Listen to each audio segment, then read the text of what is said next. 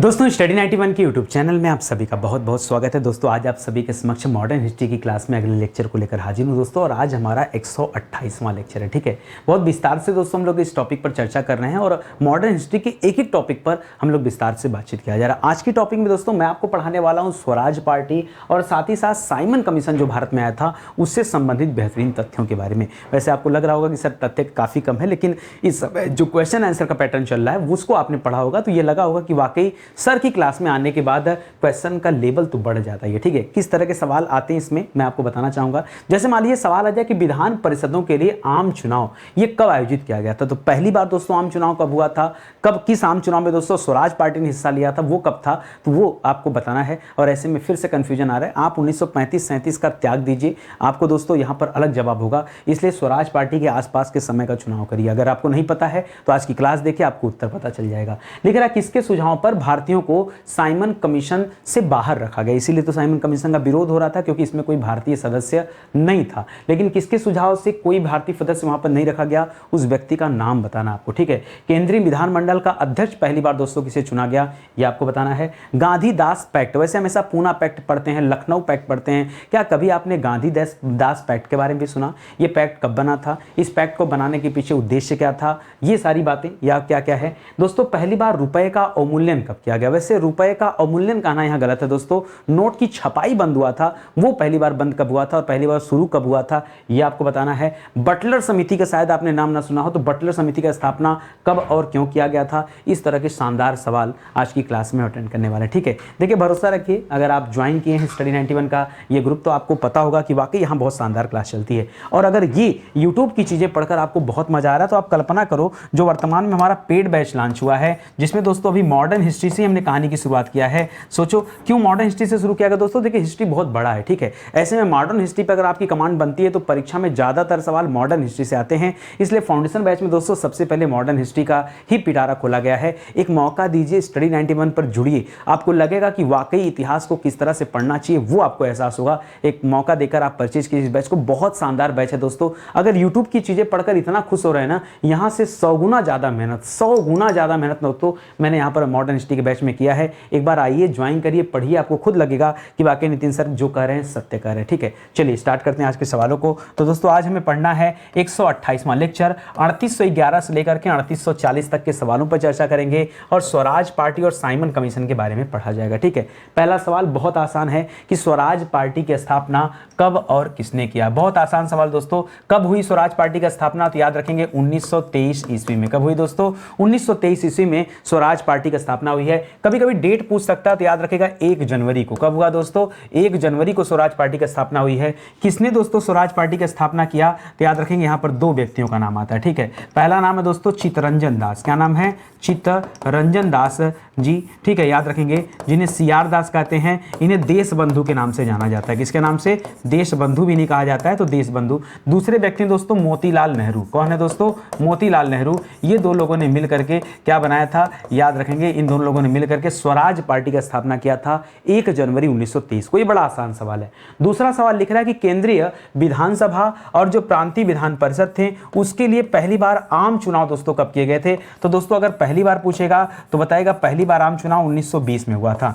दूसरी बार दोस्तों आम चुनाव पूछेगा तब क्या बताएंगे? ये पार्टी 1923 में बनी है और इसके ठीक जिस साल बनी है उसी साल ये जनवरी में पार्टी बनी है और नवंबर में क्या हुआ है? चुनाव आयोजित किया गया है। तो दोस्तों हम जिस सवाल की बात कर रहे हैं हम इसकी बात कर रहे हैं। इसके पहले 1920 में भी भारत में पहली बार आम चुनाव कराया गया था। अगर पूछे आपसे कभी सवाल कि भारत में पहली बार आम चुनाव कब हुआ था? आम चुनाव दोस्तों कब हुआ था? तो क्या जवाब होगा? 1920 याद रखेगा। दूसरी बार दोस्तों ये चुनाव हुआ 1923 में, इसे याद रखेंगे। ठीक है, स्वराज पार्टी ने केंद्रीय विधानसभा की कुल 101 नहीं दोस्तों 105 याद रखें। ठीक है, 105 निर्वाचित सीटों में से कितनी सीटें दोस्तों जीत ली थी? तो टोटल 105 सीटों में दोस्तों निर्वाचन की व्यवस्था किया गया था और इसमें से 42 सीटें, कितनी दोस्तों? 42 सीटें ये किसने जीता था? तो 42 सीटें स्वराज पार्टी ने जीता था। ठीक है, किसने जीता था दोस्तों? मैं कांग्रेस की बात नहीं कर रहा हूं, मैं स्वराज पार्टी की बात कर रहा हूं। 23 में सोचो बनी है और जब चुनाव लड़ा तो 42 सीटें इनके द्वारा जीत लिया गया।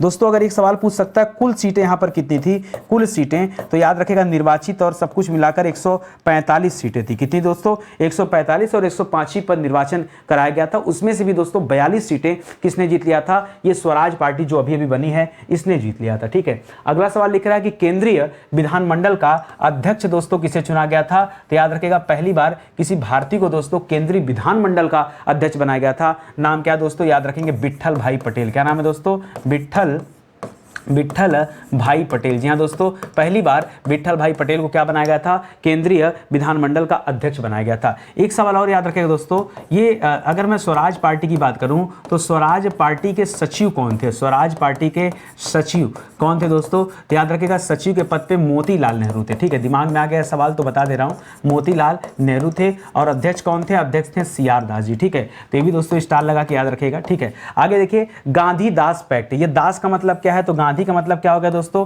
गांधी का मतलब तो महात्मा गांधी हो गया। क्या हो गया, गांधी का तात्पर्य महात्मा गांधी से है, और दास का तात्पर्य किससे है दोस्तों, तो याद रखेंगे CR दास अर्थात चितरंजन दास जी से है। ठीक है, तो CR दास और गांधी के बीच में दोस्तों याद रखेंगे 1923 में बनी थी स्वराज पार्टी, और 1924 में जाकर दोस्तों ये गांधी दास पैक्ट हुआ है 1924 में। ठीक है, कब हुआ दोस्तों, तो नवंबर 1924 में। यहां पर दोस्तों कांग्रेस ने एक्सेप्ट किया कि स्वराज पार्टी, क्योंकि अब चुनाव जीत ली है तो स्वराज पार्टी क्या करेगी दोस्तों, स्वराज पार्टी क्या करेगी, कांग्रेस के नाम से, स्वराज पार्टी कांग्रेस के नाम से क्या करेगी दोस्तों, विधान परिषद में अपनी बातें रखेगी। ठीक है, विधान परिषद में क्या करेगी, अपनी बातें रखेगी। मतलब कांग्रेस तो चुनाव लड़ी नहीं, ठीक है, आगे स्वराज पार्टी लड़ी, तो ये कहा गया कि ये विधानसभा के अंदर जो कुछ भी काम किया जाएगा स्वराज पार्टी के द्वारा वो कांग्रेस को लेकर किया जाएगा। ये दोस्तों आता है, और यही गांधीदास पैक्ट था। ठीक है, आगे लिख रहा है गांधीदास पैक्ट को कांग्रेस के किस अधिवेशन में अनुमोदित किया गया। शुरुआत में तो स्वराज पार्टी अलग होने के बाद बना था, लेकिन दोस्तों ये गांधीदास पैक्ट जो बेलगांव अधिवेशन हुआ था, याद रखेगा ये पहला अधिवेशन है जिसकी अध्यक्षता महात्मा गांधी जी ने किया है, 1924 में हुआ था। और याद रखेगा इस बेलगांव अधिवेशन की अध्यक्षता दोस्तों किसने किया है, तो ये अध्यक्षता किसने किया दोस्तों, गांधी जी ने किया है। एकमात्र अधिवेशन जिसकी अध्यक्षता गांधी जी ने किया था। ठीक है, पहली बार गांधी जी किस अधिवेशन में शामिल हुए थे, तो कलकत्ता अधिवेशन था 1901 में, दिनसा वाचा उसकी अध्यक्षता करे थे जिसमें महात्मा गांधी जी शामिल हुए थे, और ये यहां पर दोस्तों पहली बार अध्यक्षता किया। इसके बाद कभी भी उन्होंने कांग्रेस की अधिवेशन की अध्यक्षता नहीं किया है, और इसी के दौरान दोस्तों गांधीदास पैक्ट सुनने को मिलता है। ठीक है, चलिए आगे बढ़ते हैं। अगला सवाल देखिए, लिख रहा है CR दास से कहां से मेयर चुने गए थे। जी हाँ दोस्तों, ये मेयर चुने गए थे, और चितरंजन दास को कहां से मेयर चुना गया था, तो याद रखेगा कलकत्ता से। कहां से दोस्तों, कलकत्ता से मेयर चुना गया था। एक सवाल और याद रखेगा दोस्तों, ये वही कलकत्ता है जहां से दोस्तों अधिशासी अधिकारी के रूप में किसे चुना गया था, यहां पर अधिशासी अधिकारी के रूप में सुभाष चंद्र बोस का चुनाव किया गया था। किसका दोस्तों, सुभाष चंद्र बोस जी का चुनाव किया गया था। यह सवाल भी आपको याद रखना है। ठीक है, तो बहुत शानदार सवाल है। ये ऐसे सवाल है ना जो कभी आप इतिहास पढ़ते हैं उस दौरान आपको मिलता नहीं, क्योंकि ध्यान नहीं पड़ता ना। तो जब आप हमारे साथ होंगे तब तो मैं आपका ध्यान जरूर आकर्षित करने का प्रयास करूंगा हर एक टॉपिक पर, हर एक मुद्दे पर। ठीक है, आगे बढ़िए। लिख रहा अहमदाबाद नगर पालिका का दोस्तों अध्यक्ष किसे चुना गया। ठीक है, तो अहमदाबाद में क्या थी, नगर पालिका थी, और नगर पालिका का जो अध्यक्ष होता था उसे क्या कहते थे दोस्तों, उसे भी मेयर कहा जाता था। ठीक है, तो दोस्तों अहमदाबाद जो गुजरात में है उसका मेयर किसे चुना गया, तो जो केंद्रीय विधानसभा के अध्यक्ष चुने गए थे विट्ठल भाई पटेल, याद रखेंगे विट्ठल भाई पटेल यहाँ के मेयर थे। ठीक है, विट्ठल भाई पटेल को चुनाव किया गया। ठीक है, इसी तरह से सवाल दे रहा है कि पटना का जो नगर पालिका था, पटना का किसका दोस्तों, पटना का जो नगर पालिका था वहां का अध्यक्ष दोस्तों किसे चुना गया, तो पटना के नेता थे दोस्तों राजेंद्र प्रसाद जी। ठीक है, जो आगे चल के महात्मा गांधी जी के साथ पीछे जो है चंपारण आंदोलन में भी सहयोग किया था, और आगे चल के संविधान सभा के अस्थायी अध्यक्ष चुने जाते हैं और भारत के पहले राष्ट्रपति चुने जाते हैं। याद रखेंगे ये राजेंद्र प्रसाद, ये पटना नगर पालिका के क्या चुने जाते हैं, अध्यक्ष चुने जाते हैं, जो उस समय चुनाव होता है लोकल लेवल पर, उसकी बात करें। इसी तरह से सवाल आता है कि इलाहाबाद जो नगर पालिका दोस्तों यहाँ का अध्यक्ष कौन चुना जाता है, तो याद रखेंगे जवाहरलाल नेहरू के पुत्र, मोतीलाल नेहरू के पुत्र हैं जवाहरलाल नेहरू। ठीक है, जवाहरलाल जवाहरलाल नेहरू। जी हाँ दोस्तों, ये तो थोड़ा सा ऐसे ही सवाल आ गया मन में, तो मैंने कहा 2-3 दे देते, जो इंपॉर्टेंट है उसका ध्यान रखेंगे, ठीक है। इनके पिता का नाम मोतीलाल नेहरू है, जिन्होंने स्वराज पार्टी बनाई है। एक सवाल और आता है परीक्षा में, कौन स्वराज पार्टी से संबंधित नहीं है? अब वो तो मैं बता नहीं सकता, कौन संबंधित है ये आप याद कर लीजिए, ठीक है। तो आप एक एक का नाम दोस्तों यहाँ पे याद करने का प्रयास कीजिएगा। मैं पूरा लंबा चौड़ा चार्ट देता हूँ। सबसे पहले हमने पढ़ा था किसके बारे में? CR दास के बारे में, जिन्हें चितरंजन दास कहा जाता है, और ये स्वराज पार्टी के क्या थे दोस्तों? ये अध्यक्ष थे। इनका नाम तो याद ही रखना पड़ेगा। दूसरे व्यक्ति थे दोस्तों मोतीलाल नेहरू। कौन थे? मोतीलाल नेहरू जी। और पीछे भी हमने आपको ये भी बताया कि मोतीलाल नेहरू ये स्वराज पार्टी में क्या थे दोस्तों? ये सचिव थे। दो नाम याद रखेगा। तीसरे नंबर पे याद रखेगा ये विट्ठल भाई पटेल, जिनको अध्यक्ष चुना गया है। ये विट्ठल भाई पटेल भी दोस्तों किससे जुड़े थे? ये विट्ठल भाई पटेल जो थे ये भी दोस्तों स्वराज पार्टी से जुड़े थे, इसलिए दोस्तों इनका भी नाम याद रखेगा। एक चौथा नाम जो आप आगे 1921 में बात किया था हकीम अजमल खान का, उनका नाम याद रखेंगे। किसका नाम? हकीम अजमल खां का।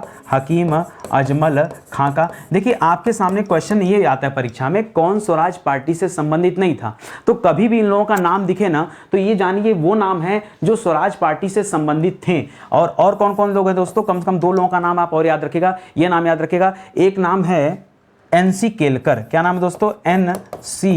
NC केलकर, ठीक है। NC केलकर का भी संबंध किससे दोस्तों? ये भी स्वराज पार्टी से जुड़े थे। और एक अंतिम नाम याद रखेगा श्रीनिवास अयंगर। क्या नाम है दोस्तों? श्रीनिवास अयंगर। दोस्तों इन लोगों का नाम कभी भी मिले ना तो जान जाइएगा ये वे लोग हैं दोस्तों जो स्वराज पार्टी से संबंधित थे। इन लोगों से परे अगर कोई नाम मिल रहा है, हटकर कोई चौथा नाम आ रहा है, ठीक है, तब दोस्तों आप कहेंगे कि हाँ वो व्यक्ति संबंधित नहीं है, लेकिन ये लोग दोस्तों संबंधित हैं। आगे देखिए लिख रहा है स्वराज पार्टी की मांग करने वाले प्रथम कार्यकर्ता का नाम क्या है जिसने स्वराज की मांग किया था? तो दोस्तों जब स्वराज की मांग की बात होगी ना तो आप हसरत मोहानी को याद रखेगा। मैंने पहले भी ये सवाल बताया आपको, हसरत मोहानी को याद रखेगा। हसरत मोहानी एक कॉमन लीडर थे दोस्तों जिन्होंने सबसे पहले स्वराज की मांग किया था। और कहां पर किया था? अगर सवाल आए कि स्वराज की मांग इन्होंने कहां पर किया तो क्या बताएंगे दोस्तों? 1921 के कांग्रेस अधिवेशन में किया। कहां पर दोस्तों? 1921 के कांग्रेस अधिवेशन में किया। अच्छा 1921 का जो अधिवेशन हुआ था ये कहां पर हुआ था दोस्तों? ये अहमदाबाद में हुआ था। कहां पर हुआ था? अहमदाबाद में हुआ था। इस अहमदाबाद के अधिवेशन में अध्यक्ष कौन थे दोस्तों? तो याद रखेगा अध्यक्ष थे हकीम अजमल खां। कौन थे दोस्तों? हकीम अजमल खां क्या थे दोस्तों? यहां पर अध्यक्ष थे, याद रखेगा। और किस व्यक्ति ने दोस्तों मांग किया? तो हसरत मोहानी ने मांग किया, ठीक है। ये पूरी बातें आपको ध्यान रखना है, ठीक है। आधा अधूरा नहीं, ऐसा नहीं कि जो बच्चे नहीं पढ़ते हैं ना, रटते हैं, वो उनको लगता है कि यही अध्यक्ष थे और इन्होंने अपना मांग कर लिया। नहीं, अध्यक्षता हकीम अजमल खां की चल रही थी, अधिवेशन कांग्रेस का था, लोकेशन अहमदाबाद था, साल 1921 था। एक अलग व्यक्ति हसरत मोहानी जिन्होंने पहली बार यहाँ किसकी मांग की है? स्वराज की मांग की है। यही स्वराज दोस्तों पूर्ण स्वराज में बदल जाएगा। कब दोस्तों? जब 1929 में दिसंबर 1929 में दोस्तों अधिवेशन होता, उसकी अध्यक्षता लाहौर में जाकर के जवाहरलाल नेहरू ने किया था, ठीक है। तब दोस्तों ये पूर्ण स्वराज आ जाएगा यहाँ पर। अभी तो स्वराज की मांग हो रही है, ठीक है। आगे बढ़िए, लिख रहा बिहार में स्वराज दल की स्थापना किसने किया था? ऐसे स्वराज दल पूछ लेगा तो अब बच्चा जानता है कि स्वराज दल की स्थापना 1923 में किसने किया था? एक तो CR दास ने किया था। किसने किया था दोस्तों? तो यहाँ पर बच्चा जानता है कि CR दास और मोतीलाल नेहरू जी ने मिलकर मोतीलाल नेहरू जी ने मिलकर ये स्वराज पार्टी बनाई थी। लेकिन दोस्तों अगर यही सवाल कर दे बिहार में तो याद रखेगा बिहार में जो स्वराज दल बना था ये भी 1930 में बना था और इनका नाम है श्री कृष्ण सिंह। क्या नाम है दोस्तों? श्री कृष्ण सिंह एक व्यक्ति हैं जिन्होंने कहाँ पर दोस्तों? बिहार में ये स्वराज दल की स्थापना किया था। अब जिन लोगों को नहीं पता होगा ना, कभी कोई राजेंद्र प्रसाद करेगा, कोई राजकुमार शुक्ला करेगा, कोई महात्मा गांधी करेगा, कोई CR दास ही कर सकता है, तो अलग अलग लोग करने का प्रयास करेंगे। नहीं, ये आप ध्यान दीजिएगा, श्री कृष्ण सिंह हैं जिन्होंने बिहार में स्वराज दल की स्थापना किया। भारत में किस वर्ष प्रिंस ऑफ वेल्स की यात्रा हुई? जी हाँ दोस्तों, प्रिंस ऑफ वेल्स ये भारत कब आए हैं दोस्तों? तो याद रखिएगा इसके पहले भी कई सारे राजा भारत आए हैं, लेकिन इनका जो आगमन हुआ था दोस्तों ये नवंबर 1921 में हुआ था। कब दोस्तों? नवंबर 1921 नहीं, ये तब से लेकर दोस्तों बहुत लंबे समय तक मार्च में रहे, भारत में रहे। मार्च 1922 तक दोस्तों ये भारत में रहे। ये प्रिंस ऑफ वेल्स की यात्रा हुई, ठीक है। एक बात कहना चाहूंगा, ये यात्रा किस वायसराय के शासनकाल में हुई थी दोस्तों? वायसराय के शासनकाल में ये सवाल आता है तो क्या बताएंगे? याद रखेंगे ये जो है यात्रा हुई थी ये लॉर्ड रीडिंग के शासनकाल में हुई थी। कौन था इस समय? इसमें भारत का वायसराय कौन था दोस्तों? लॉर्ड रीडिंग था। लॉर्ड रीडिंग का सर टाइम पीरियड क्या है? तो याद रखेगा ये 1921 में वायसराय बना था और 21 से लेकर 26 तक ये वायसराय था। जब ये जाएगा तब कौन आएगा दोस्तों? लॉर्ड इरविन आएगा, ठीक है, इसके जाने के बाद। और इसके पहले कौन था, तो चेम्सफोर्ड का नाम आपने सुना होगा। ठीक है, आगे बढ़िए। भारतीय कम्युनिस्ट पार्टी, जी हाँ दोस्तों, भारतीय कम्युनिस्ट पार्टी जो थी दोस्तों, इसका गठन कब और किसने किया था, तो याद रखिएगा कम्युनिस्ट पार्टी दोस्तों ये बनी थी 1920 में। कब बना था दोस्तों, भारतीय कम्युनिस्ट पार्टी कब बनाई गई थी, 20 नहीं, सॉरी, मोपला विद्रोह के समय 1921 में बनाया गया था। और किसने बनाया था, एम.एन. रॉय ने। किसने बनाया था दोस्तों, एम.एन. रॉय ने क्या बनाया था दोस्तों, किसकी स्थापना किया, भारतीय कम्युनिस्ट पार्टी की स्थापना किया है वर्ष 1921 में ये बना था। ये सवाल भी आप याद रखेंगे। ठीक है, देखिए स्टडी 91 के प्लेटफॉर्म से कई सारी किताबें आई हैं, आप मौका दीजिए, जुड़िए स्टडी 91 के साथ। केवल इतनी किताबें नहीं है, अलग अलग परीक्षाओं के लिए, अलग अलग विषय के लिए किताबें आई हैं। और बेशक आप केवल इतना सोचिए कि जो इंसान YouTube पर इतनी अच्छी क्लासेस दे सकता है, जो चैनल अपने मतलब सिद्धांत के लिए जाना जाता है, वो अपनी किताबों में कितने अच्छे तरीके से कंटेंट को लिखा होगा, पेश करेगा। एक मौका दीजिए, जुड़िए किताबों के साथ, पढ़िए, न पसंद आए तो कहिए। ठीक है, पसंद बेशक आएगा दोस्तों, तो साथ दीजिए। और ये किताबें दोस्तों ऑनलाइन ऑफलाइन हर जगह अवेलेबल है। ऑनलाइन अमेजन पे, फ्लिपकार्ट पर, मीशो पे, वहाँ भी अवेलेबल है। हमारे भी वेबसाइट या एप्लीकेशन से आप ऑर्डर कर सकते हैं, ट्रैक कर सकते हैं। कोई दिक्कत भी हो, कोई समस्या है तो ये समाधान के लिए आपको हेल्पलाइन नंबर दिया गया, इस नंबर पर कॉल करके संपर्क कर सकते हैं और अपनी समस्या बता सकते हैं। ठीक है, आगे देखिए, लिख रहा पहली बार रुपए का अवमूल्यन कब किया गया। देखिए यहाँ पर रुपए का अवमूल्यन कहना दोस्तों गलत है, क्योंकि अवमूल्यन की बात अगर आप करेंगे और इस सवाल को देखेंगे ध्यान से कि रुपए का अवमूल्यन कब किया गया, तो रुपए का अब तक अवमूल्यन कितने बार हुआ दोस्तों,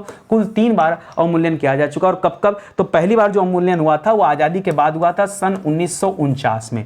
दूसरी बार दोस्तों जो अवमूल्यन हुआ था वो 1966 में हुआ था। ठीक है, और तीसरी बार जो अवमूल्यन हुआ था वो जब आपका न्यू इंडस्ट्रियल पॉलिसी आई थी 1991 में, नई आर्थिक नीति, उस समय किया गया था। तो ये चीजें हो जाएगा। ठीक है, लेकिन दोस्तों मुझे लगता है कि ये सवाल यहां से कोई संबंध इसका नहीं है। ये जो आपसे सवाल पूछा जा रहा है ना, ये रुपए के बारे में पूछा जा रहा है। और पहली बार दोस्तों याद रखेगा, आपको पता है बीच में जो प्रथम विश्व युद्ध चल रहा था, जो प्रथम विश्व युद्ध चल रहा था, उस विश्व युद्ध के बाद क्या होता है ना कि चांदी के जो मुद्राएं रहते हैं वो बंद हो जाती। ठीक है, चांदी की मुद्रा क्या हो जाती दोस्तों, चांदी की मुद्रा क्या हो जाती, बंद हो जाती है। और 1917 में, याद रखेंगे, जरा ध्यान दीजिएगा, 1917 में पहली बार क्या किया जाता दोस्तों, पहली बार 1 रुपए का नोट आता है। क्या आता है दोस्तों, 1 रुपए का नोट जो है ये छापा जाता है, इसकी छपाई होती है। और आगे चल के दोस्तों ध्यान देने वाली बात यही है कि यही जो छपाई हुई है ये 1927 में दोस्तों इसकी छपाई क्या हो जाती, बंद हो जाती। ठीक है,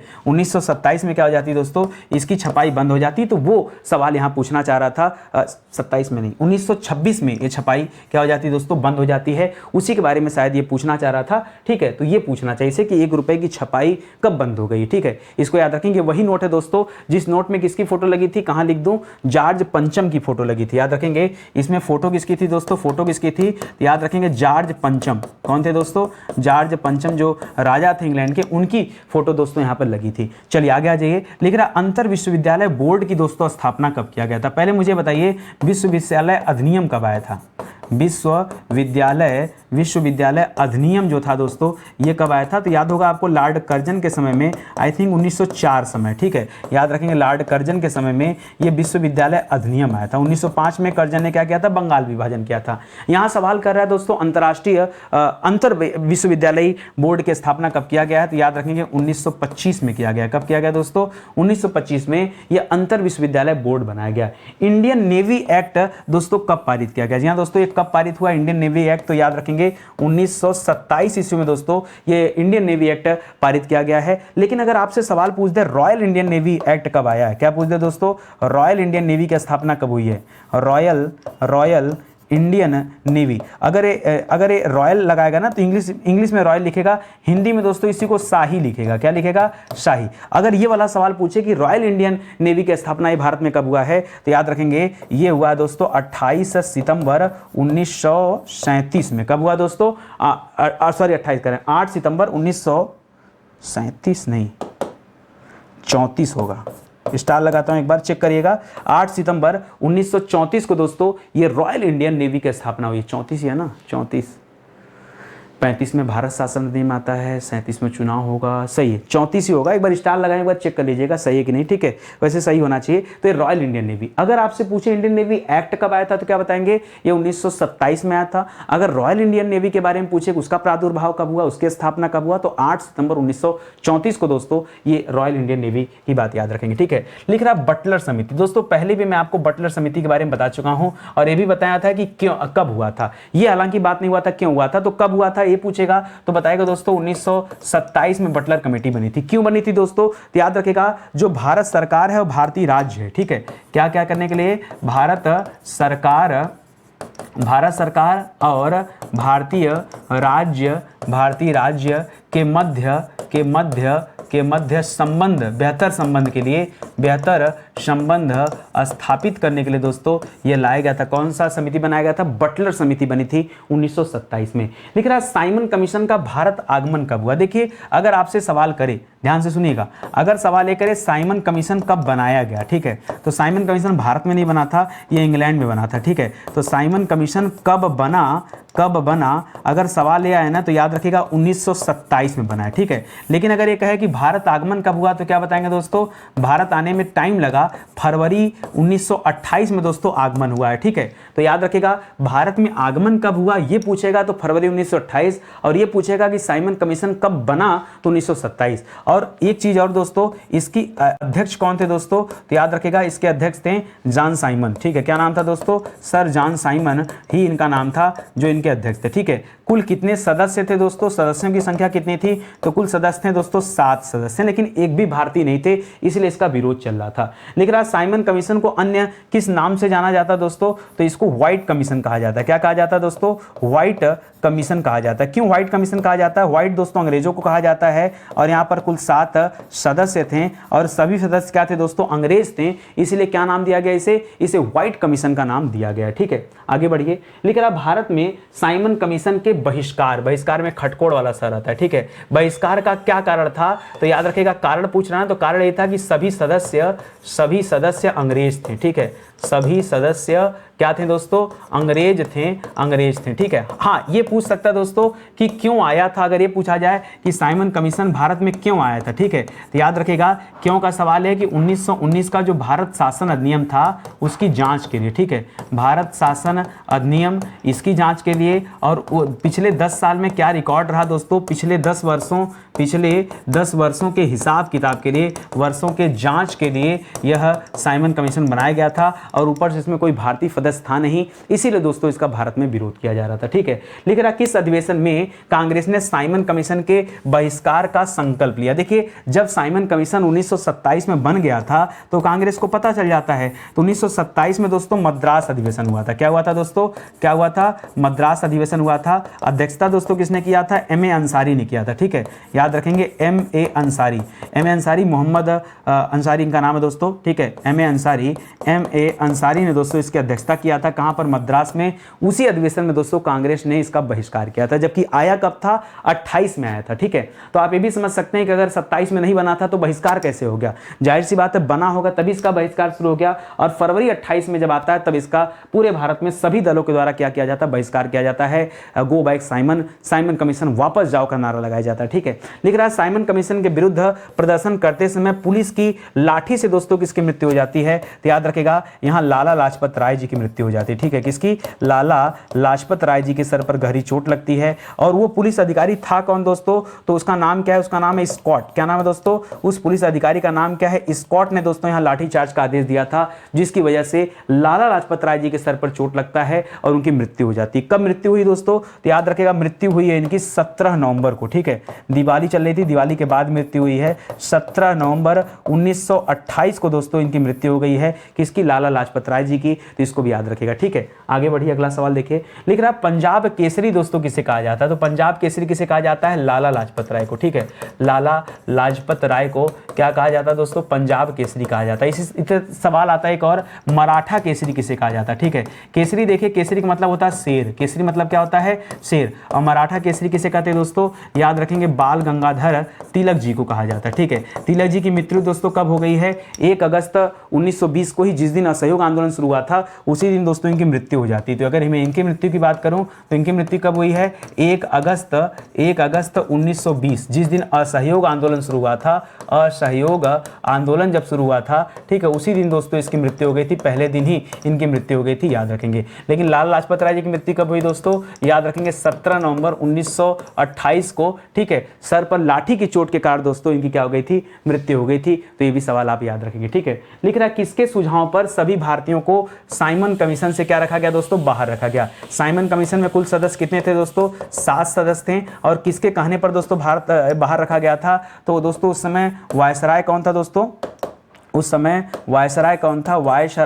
उस समय वायसराय कौन था? तो ध्यान रखेंगे क्या नाम था उसका? Lord Irwin. क्या नाम था दोस्तों? लॉर्ड इरविन, ठीक है। लॉर्ड इरविन की ही चाल थी कि इसमें भारतीय सदस्य न रखे जाएं, इसलिए दोस्तों आप यहाँ पे याद रखेंगे, ठीक है। चलिए आगे बढ़ते हैं। लिख रहा है लाला लाजपत राय ने किस बैंक की स्थापना की? बहुत शानदार सा सवाल है, याद रखेंगे। लाला लाजपत राय ने 2 बैंकों की स्थापना किया था। एक तो दोस्तों पंजाब नेशनल बैंक का नाम आता है। किसका नाम आता है? एक पंजाब नेशनल बैंक का नाम आता है। जो दूसरा बैंक है वो आप लोगों को नहीं पता चलेगा, ठीक है। क्यों? स्टडी 91 से जुड़ेंगे तब पता चलेगा। लक्ष्मी बीमा बैंक, जी हाँ दोस्तों याद रखेंगे, लक्ष्मी बीमा बैंक की स्थापना भी किसने किया था? तो ये लाला लाजपत राय जी ने किया था। एक पीएनबी का स्थापना उन्होंने 1895 में ही कर दिया था, ठीक है। तो याद रखेंगे, ये भी बहुत शानदार सवाल है कि लाला लाजपत राय जी ने किसकी स्थापना किया, ये बहुत शानदार सवाल है, ठीक है। चलिए आगे बढ़ते हैं। अच्छा, इसके अलावा दोस्तों Lala Lajpat Rai all India trade union के दोस्तों अध्यक्ष भी रहे हैं। किसके अध्यक्ष रहे हैं? याद रखेंगे, all India trade union Congress. क्या दोस्तों? ट्रेड यूनियन कांग्रेस की स्थापना भी दोस्तों किसने किया था? याद रखेंगे, इसकी स्थापना भी किसने किया था दोस्तों? लाला लाजपत राय जी ने किया था। कब किया था? तो जिस समय दोस्तों मृत्यु हुई थी किसकी? जिस समय असहयोग आंदोलन चला था, जिसमें बाल गंगाधर तिलक जी की मृत्यु हुई थी, ये उसी साल की बात है, ठीक है। तो याद रखेंगे 31 अक्टूबर, एक बार डेट देख लीजिएगा, वैसे सही है, दिमाग में है तो निकल गया मुंह से, तो समझ लीजिए उत्तर सही है, ठीक है। 31 अक्टूबर 1920 को यहाँ पर लाला लाजपत राय जी ने ये all India trade union Congress की आधारशिला रखी और इसके पहले अध्यक्ष भी यही थे, ठीक है। आगे देखिए, लिख रहा लाला लाजपत राय ने किस पत्रिका की दोस्तों शुरुआत किया था, ठीक है। तो याद रखेंगे, यहाँ पर बात करें हम लाला लाजपत राय जी की, तो लाजपत राय जी के द्वारा दोस्तों कुल 2 पत्रिकाएं और एक किताब लिखा गया है। अच्छा, पत्रिका कह रहा है ना, पत्रिका कौन सी थी? हाँ, याद आया। याद रखिएगा, 2 पत्रिका था दोस्तों। एक पत्रिका है वंदे मातरम, ठीक है। अब ये वंदे मातरम ने जब परीक्षा में आता है, लोग बहुत गलतियां करते हैं। वंदे मातरम याद रखिएगा, पहली बात उर्दू में आता था, दूसरी बात दोस्तों ये साप्ताहिक पत्रिका थी, मतलब सप्ताह में एक बार आती थी, ठीक है। जैसे साप्ताहिक होता था, पाक्षिक जो होता था 15 दिन पे आता था, ठीक है। साप्ताहिक जो होता था वो 1 सप्ताह पे आता था, मासिक पूरे पे आता था, ठीक है। इसी तरह से वंदे मातरम है, इसी तरह से द पीपुल है। क्या दोस्तों? द पीपुल है। द पीपुल भी याद रखिएगा साप्ताहिक था, लेकिन नाम अंग्रेजी में लिख रहा है ना, तो याद रखिएगा ये पत्रिका अंग्रेजी में आती थी, है ये भी साप्ताहिक, ठीक है। तो ये 2 पत्रिकाएं ऐसी थी जो कौन निकालता था दोस्तों? उस समय लाला लाजपत राय जी ने ये पत्रिका निकाला था, ये भी याद रखेंगे। अगला लिख रहा है लाला लाजपत राय जी ने किसकी जीवनी उर्दू में लिखी? जी हाँ दोस्तों, उर्दू में जीवनी लिखा है। तो इतालवी नेता थे, इतालवी नेता मतलब इटली के नेता थे दोस्तों। 2 नेता दोस्तों, एक मैजिनी का नाम सुना होगा, एक गैरीबाल्डी का नाम सुना होगा, ठीक है। बहुत ज़्यादा प्रभावित थे इनसे, ठीक है। गैरीबाल्डी का नाम सुना होगा। तो मैजनी और गैरीबाल्डी के जीवनी को लिखने का काम दोस्तों किसने किया है? याद रखेंगे, लाला लाजपत राय जी ने किया है। और उर्दू में दोस्तों ये जीवनी लिखी गई है। किसमें दोस्तों? उर्दू में ये जीवनी लिखी गई है, तो भी याद रखेंगे, ठीक है। करा लाला जी पर लाठी चलाने का बदला दोस्तों किसने लिया था? तो ये बदला दोस्तों याद रखेंगे भगत सिंह ने लिया था। भगत सिंह ने कसम खाया था, और जिस समय लाठी चली थी लाला जी के सर पर, उसमें लाठी चलने के दौरान दोस्तों लाला जी ने कहा था कि जिस तरह से एक एक लाठी मेरे सर पर पड़ रही है, ये अंग्रेजों के ताबूत में एक एक खील के समान होगी। और देखिए लाला जी की मृत्यु दोस्तों कब होती है? तो आपने पढ़ा कि मृत्यु हुई है 17 नवंबर को। कब हुई है? 17 नवंबर 1928 को, ठीक 1 महीने बाद है, ठीक है, 1 माह बाद। यानी कब दोस्तों? सीधा 1 महीना जोड़ेंगे इसमें तो पहुंच जाएंगे, क्या हो जाएंगे आप? 17 नवंबर से आ जाएंगे 18 दिसंबर पे। कब आ जाएंगे? 18 दिसंबर 1928, ठीक है। तो याद रखेंगे दोस्तों, 1 महीने बाद भगत सिंह ने बदला लिया। किससे दोस्तों? तो आपने पीछे पढ़ा था कि इनके सिर पर दोस्तों जो लाठी मारा था वो स्कॉट ने मारा था, ठीक है। अच्छा, 1 महीना दोस्तों 17 का 17 ही लिखिएगा, ठीक है, 17 का 17, ठीक है। तो स्कॉट ने मारा था। स्कॉट को दोस्तों निशाना बनाया, लेकिन दोस्तों गलती से स्कॉट की हत्या नहीं हो पाई। गलती से किसको गोली चल गई? गोली मारा और स्कॉट को न लग करके गोली किसको लग गई? इस सैंडर्स को लग गई। किसे लग गई दोस्तों?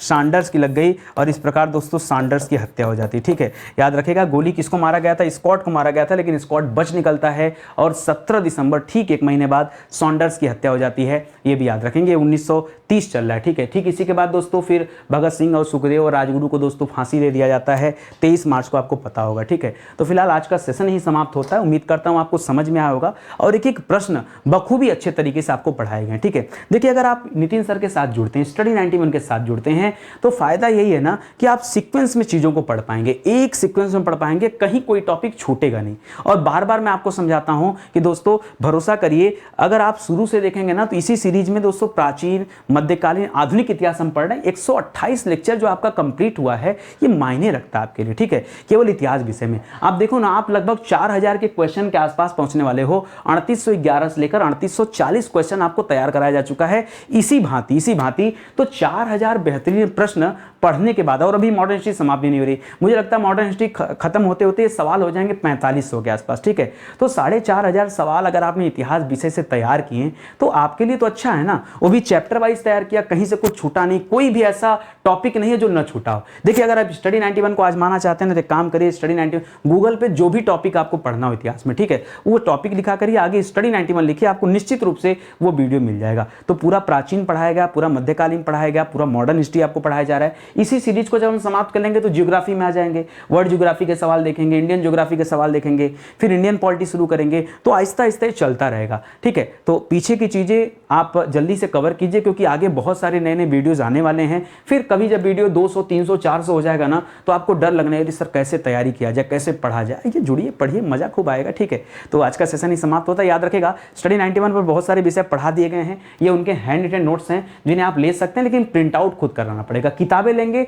तो किताब तो भाई बाई पोस्ट आपके घर जाती है, लेकिन अगर आप ई बुक लेते हैं तो प्रिंट आउट आपको खुद से कराना होगा। एक निवेदन आप सभी से, अगर आपको लग रहा है कि नितिन सर अच्छा काम कर रहे हैं, बढ़िया सवाल लेकर आ रहे हैं, अच्छी तैयारी करा रहे हैं, तो वीडियो को लाइक करिए और कमेंट करिए, साथ ही साथ शेयर करिए ताकि आगे और भी बच्चों को पता चल पाए। लोगों को बताइए कि नहीं लोग स्टडी 91 से जुड़े। ठीक है, ये आपका अपना चैनल, इसे बढ़ाने का जिम्मेदारी जो है दोस्तों आपका है। मेरा काम है अच्छे से पढ़ाना, मैं चीज़ों को ढंग से पढ़ाते चल रहा हूँ, बाकी जिम्मेदारी आपकी है। जिस तरह से मैं पीछे मुड़ के नहीं देखता कि कितने वीडियोज़ के व्यू आ रहे हैं, क्या आ रहे हैं, उसी तरह से आपका जो धर्म है आप अपना निभाते चलिए, सिलेक्शन मिल जाएगा, ये पक्का है। ठीक है, देखिए एक रणनीति बनाकर एक ढर्रे पे लगातार चलना है, लगातार मेहनत करना, तब जाके सफलता मिलेगी, आसानी से नहीं मिलती सफलता। ठीक है, तो सेशन यही समाप्त होता है, मिलते हैं अगले लेक्चर में, तब तक के लिए बहुत बहुत धन्यवाद आपका। जय हिंद, जय Bharat, thank you so much.